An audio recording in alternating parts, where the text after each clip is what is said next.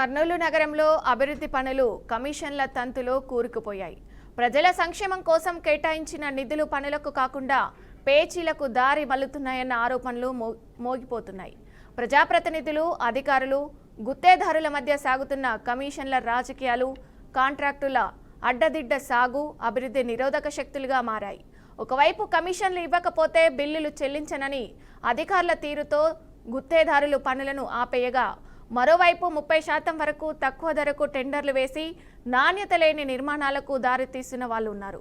కోట్ల రూపాయల విలువైన పనులు పెండింగ్లో ఉండడంతో ప్రజల తాగునీరు, కాలువలు, రోడ్లు వంటి మౌలిక సదుపాయాలు లేక ఇబ్బందులు పడుతున్నారు. కమిషన్లను కేంద్రంగా చేసుకున్న ఈ వ్యవస్థపై బాధ్యత వహించాల్సిన వారు నిర్లక్ష్యంగా వ్యవహరిస్తూ ప్రజల నిధులను దుర్వినియోగం చేస్తున్నారన్న వాదనలు ప్రజల్లో ఆగ్రహానికి దారితీస్తున్నాయి.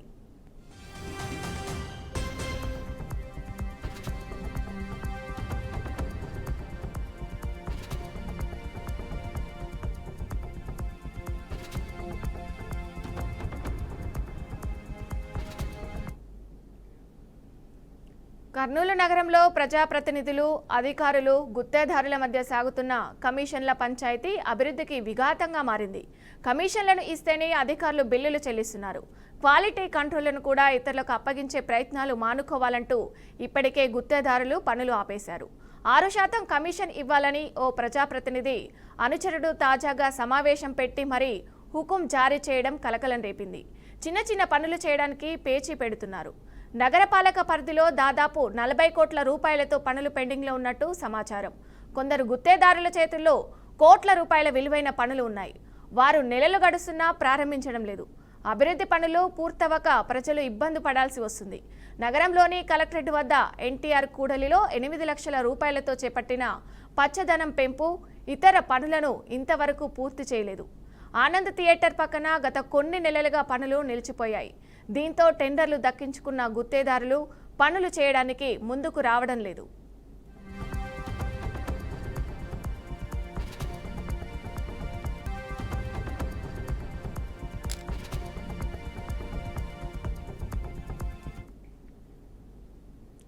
ముప్పై వార్డులోని బద్రీనాథ్ నగర్, షరీఫ్ నగర్లో సీసీ కాలువలు, కల్వర్టులు నిర్వహించేందుకు 83.95 లక్షల రూపాయలతో ఏప్రిల్లో శంకుస్థాపన చేసినా ఇంతవరకు నిర్మాణాలు మొదలు కాలేదు.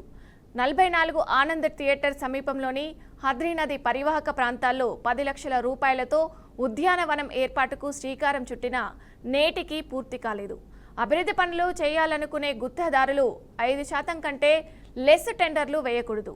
5% కంటే తక్కువకు టెండర్లు దక్కించుకొని చేపట్టిన పనులపై క్వాలిటీ కంట్రోల్ బోర్డు నాణ్యత తనిఖీలు చేశాకే బిల్లులు మంజూరవుతాయి. కానీ కొందరు గుత్తేదారులు నగరంలో చాలా పనులను 30% వరకు లెస్కు వేసి దక్కించుకుంటున్నారు. అసలే భారీ లెస్కు వేసిన వారి నుంచి కమిషన్లు అడుగుతుండడంతో వారు పనులు ప్రారంభించలేదు. పనులు దక్కించుకొని నిర్మాణాలు ప్రారంభించని గుత్తేదారులపైన లెస్కు టెండర్ వేసి పనులు చేయని గుత్తేదారులపై గత అధికారులు ఎలాంటి చర్యలు తీసుకోలేదు. వారు కమిషన్లపైనే దృష్టి సారించారన్న ఆరోపణలు వ్యక్తమవుతున్నాయి.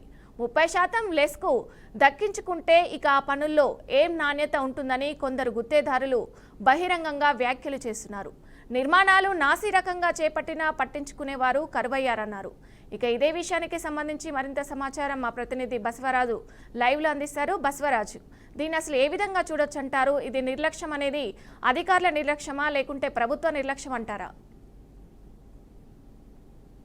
అయితే ఏదైతే కర్నూలు మున్సిపల్ కార్పొరేషన్ పరిధిలో జరుగుతున్న ప్రతి పనిలో కూడా అడుగడుగున నిర్లక్ష్యం కనిపిస్తూ ఉంది.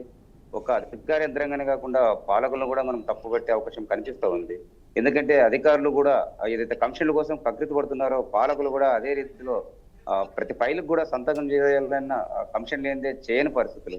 ఈ గుత్తేదారులు సైతం అంటే ఇటు అధికారులకు లేదా పాలకులకు కమిషన్లు ఇచ్చుకోలేక పనులన్నీ కూడా నాసిరకంగా చేస్తున్న పరిస్థితి. అంతేకాకుండా లెస్కు అంటే 5% లెస్ టెండర్ దక్కితేనే అనేక షరతుల నుండి నాణ్యత పరిశీలించాక బిల్లులు చేసిన పరిస్థితి. అలాంటిది 30% దాకా లెస్కు టెండర్ పనులు దక్కించుకొని పైన మళ్ళీ అధికారులకు కావచ్చు లేదా నాయకులకు కావచ్చు వాటాలు ఇచ్చుకొని అంటే గుత్తేదారులు క్షేత్రస్థాయిలో ఏ విధంగా నాణ్యతగా పనులు చేస్తారో మనం అర్థం చేసుకోవచ్చు. సో ఇదంతా బహిరంగ రహస్యమైన కూడా పాలకులకు పట్టని పరిస్థితి, అధికారులకు పట్టని పరిస్థితి. ఏదైతే బిల్ పాస్ అయిందా, లేదా పనులు చేశారా, లేదా ఎంబుక్ మనం రాసామా, దానికి ఖచ్చితంగా ఇంత పర్సెంటేజ్ తీసుకొని సంతకాలు పెడుతున్న పరిస్థితి. అయితే క్షేత్రస్థాయిలో లేదా ఆ వార్డులలో అభివృద్ధి పనులు ఎలా ఉన్నాయి అంటే సీసీ డ్రైనేజ్ కావచ్చు, లేదా కల్వర్ట్లు కావచ్చు, లేదా సీసీ రోడ్లు కావచ్చు, ఇతరత్ర ఎలాంటి అభివృద్ధి పైన కూడా వాళ్ళు తూతు మంత్రంగా చూస్తూ బిల్లులు పాస్ చేస్తూ వాళ్ళకి కావాల్సిన కమిషన్లు వాళ్ళు తీసుకుంటున్న పరిస్థితి. మరి ఈ లెక్కన సుమారుగా మనకు అందిన సమాచారం బట్టి సుమారుగా 40 కోట్లకు సంబంధించిన పనులు కూడా సగం సగం చేసి లేదా అర్ధాంతరంగా ఆగిపోయిన పరిస్థితులు ఉన్నాయి. ఏదైతే మనం కలెక్టరేట్ వద్ద ఎన్టీఆర్ సర్కిల్లో కావచ్చు పచ్చదనం కోసం 8 లక్షలు వెచ్చించారు, అది ఇప్పటికీ పూర్తి కాని పరిస్థితి. అదేవిధంగా ఏదైతే షరీన్ నగర్ కావచ్చు, బద్రీనాథ్ నగర్ కావచ్చు, సుమారు 83 లక్షలు అంటే ₹1 వర్క్స్ కూడా అక్కడ టెండర్ పడారు, అది కూడా నత్తనడకన సాగుతుంది. అదేవిధంగా ఆనంద్ థియేటర్ వద్ద అప్పుడు 40 లక్షలతో పని, అది ఇన్కంప్లీట్ గా ఉంది. ఇలా చెప్పుకుంటూ పోతే నగరం మొత్తం మీద సుమారు ఏదైతే 56 వార్డుల్లో కూడా ఇదే పరిస్థితి కనిపిస్తూ ఉంది. అంటే గత వైసీపీలో కూడా నగర పాలక సంస్థ అభివృద్ధి పట్ల చిత్తశుద్ధి చూపలేదని ఒక అపవాదం మూట కట్టుకుంది. అయితే కూటమి వచ్చి ఏడాదైనా కూడా అదే పరిస్థితి కనిపిస్తుంది. అయితే ప్రభుత్వాలు మారినా, పాలకులు మారినా ప్రజల తలరాత మారట్లేదు. అదేవిధంగా ఏదైతే మురికి వాడల్లో ఉన్న వాళ్ళు కూడా అంటే నిత్యం ప్రధానంగా ఇప్పుడు వర్షాకాలంలో అంటే వర్షపు నీరు సరిగ్గా పారకుండా, లేదా డ్రైనేజ్ వ్యవస్థ కూరుకుపోయి చెత్త చెదరం పేరుకుపోయి అంటే దోమలు కావచ్చు, ఈగలు, పందులు ఇలా అనేక విధాలుగా సంచారం చేస్తూ అంటే వ్యాధులకు గురవుతున్న పరిస్థితి. మరి పాలకులు ఎక్కడున్నారు, ఏం చేస్తూ ఉన్నారు? అయితే ప్రజలు కూడా ఆగ్రహానికి లేదా అసహనాన్ని వ్యక్తం చేస్తున్న పరిస్థితి. మరి మున్సిపల్ కమిషనర్లు మారారు, ఇప్పుడు కొత్త కమిషనర్ వచ్చారు. గత 4 రోజులుగా చూస్తున్నాము పట్టణంలో తాగునీటికి కర్నూలు జనం అల్లాడిపోతా ఉన్నారు. ఏదైతే ఒక మెసేజ్ పెట్టి అంటే బాధ్యత గల మున్సిపల్ శాఖ అధికార యంత్రాంగం ఒక మెసేజ్ పెట్టి అంటే 4 రోజులు నీళ్లు రావు, పైప్ లైన్లు లీకేజ్ అయ్యాయని చెప్పి చేతులు దులిపేసుకున్నారు. అయితే ఈ 4 రోజులు ప్రజల పరిస్థితి ఏంటి, వాళ్ళకి ఆల్టర్నేటివ్ గా వాటర్ ఫెసిలిటీ కల్పించడం లేదనేది కూడా ధ్యాస లేకుండా పోయింది. కొన్ని నంబర్లు అయితే ఇచ్చారు కానీ మున్సిపల్ కమిషనర్ వారు ఆ నంబర్లు పనిచేయని పరిస్థితి. ప్రజలు అయితే మురికివాడల్లో లేదా అనేక విధాలుగా అన్ని వార్డుల్లో కూడా ఈ 4 రోజుల్లో నీరు లేక అల్లాడిపోతున్న పరిస్థితి.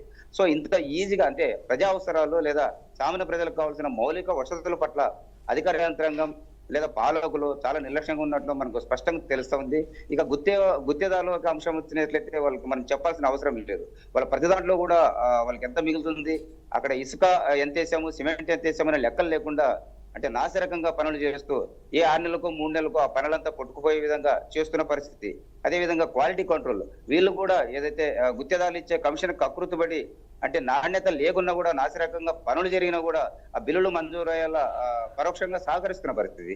ఇలా అడగడుగున ప్రతి ఒక్కరూ పైసల కోసం కకృతి పడుతున్న నేపథ్యంలో ఏదైతే ట్యాక్సెస్ కట్టుతున్న ప్రజలు కావచ్చు, వ్యాపారస్తులు కావచ్చు, అంటే నగరం అభివృద్ధి కావట్లేదు, అభివృద్ధి పనులు అర్ధాంతరంగా ఆగిపోతున్నాయి, ముందుకు సాగట్లేదు, ఎక్కడ లోపం అని చెప్పి వాళ్ళైతే అసహనము, ఆవేదన వ్యక్తం చేస్తున్న పరిస్థితి. ఏదైతే ఆ పెరుగుతున్న జనాభాకు అనుగుణంగా లేదా ఆ పెరుగుతున్న వాహనాల ట్రాఫిక్ రద్దీ కారణంగా అంటే అన్ని అంశాల్లో కూడా నగరాన్ని ఎంతో సుందరంగా తీర్చిదిద్దాల్సిన మున్సిపల్ శాఖ అయితే అంటే నిద్రపోతూ లేదా మామూలు మత్తులో తూగుతున్నట్లు బహిరంగ ఆరోపణలు వినిపిస్తున్నాయి. మరి ఈ నేపథ్యంలో అంటే మున్సిపల్ శాఖ ఏ విధంగా స్పందిస్తుంది, పాలకులు ఏ విధంగా ప్రజలకు అంటే మరింత మేలైన పనులు చేసి మన్ననలు పొందుతారో వేచి చూడాలి. Okay, thank you Basavaraju.